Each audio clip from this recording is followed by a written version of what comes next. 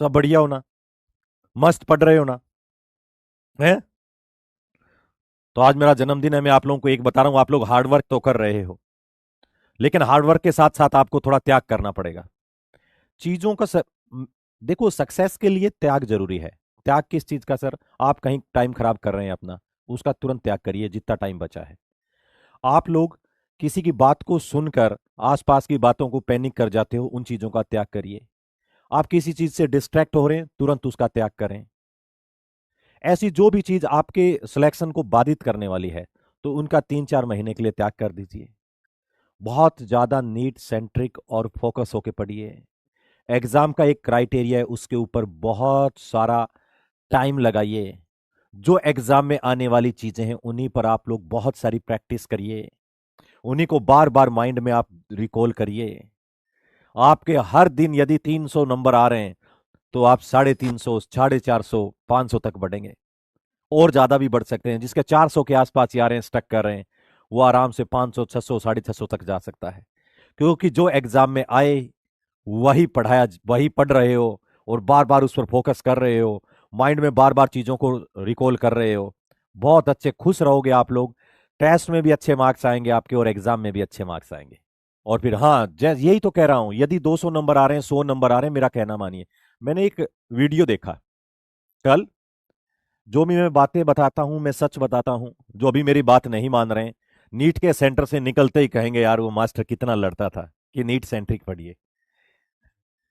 मैं उस दिन का इंतजार कर रहा हूं। मैं आपको बता रहा हूं, हमारे यहाँ स्टीरियो केमिस्ट्री सिलेबस में 2 पेज है। इसलिए एक कायरल सेंटर या 2 कायरल सेंटर ही आज तक पूछे गए हैं। किसी कोई क्वेश्चन के प्रोडक्ट में आज तक स्टीरियो केमिस्ट्री नीट एग्जाम में नहीं पूछी गई है, जिसकी हम पूरे दिन प्रैक्टिस करते हैं। 9 सीओमर एक डायस्टीरियोमर से। इसके बजाय वो पढ़। सबसे पहले पढ़ क्या, नीट सेंट्रिक क्वेश्चन कर। दूसरा कॉन्सेप्चुअल क्वेश्चन कर जो एनसीईआरटी वाले। तीसरा एनसीईआरटी कर और एनसीईआरटी एग्जाम्पलर कर। यदि तूने इतना कर लिया सब सब्जेक्ट के अंदर, तेरे कितने भी मार्क्स आते हो, मान लो तेरे 300 आने वाले थे, तो तेरे इस जिंदगी में हाईएस्ट आएंगे, याद रखना। हाईएस्ट आएंगे, हाईएस्ट।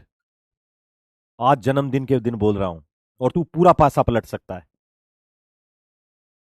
मैं हार्ड चीज पढ़ा भी दूंगा, तेरे को समझ में भी आएगी, तुझे मजे भी आएंगे। लेकिन जो चीज आनी थी, जिस पर पूरी दुनिया लगी हुई है, इतने सारे इंस्टीट्यूट और इतने सारे बच्चे लगे हुए हैं, और जो वही वही प्रैक्टिस कर रहे हैं, सेम की सेम चीजें प्रैक्टिस कर रहे हैं, और तुम लोग बाहर मार रहे हो गोल, फुटबॉल के कहीं और ही शॉट मार रहे हो। तुम बहुत अच्छा पढ़ रहे हो, लेकिन जो चीज आनी थी वहां से गलती करोगे। तो सर मान लो 2026 का ऐसा क्वेश्चन आ गया, अभी तक तो आया नहीं। पूरी केमिस्ट्री में एक क्वेश्चन ऐसा आया था 2025 के अंदर, जो छोड़ने वाला था।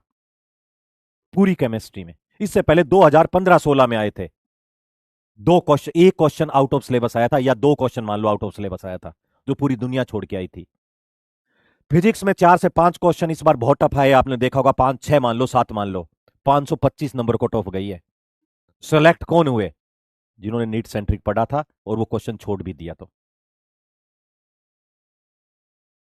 तू शॉट इधर मारता रहा, पीछे से गोल कोई और ही कर गया। ऐसी मेहनत मत कर।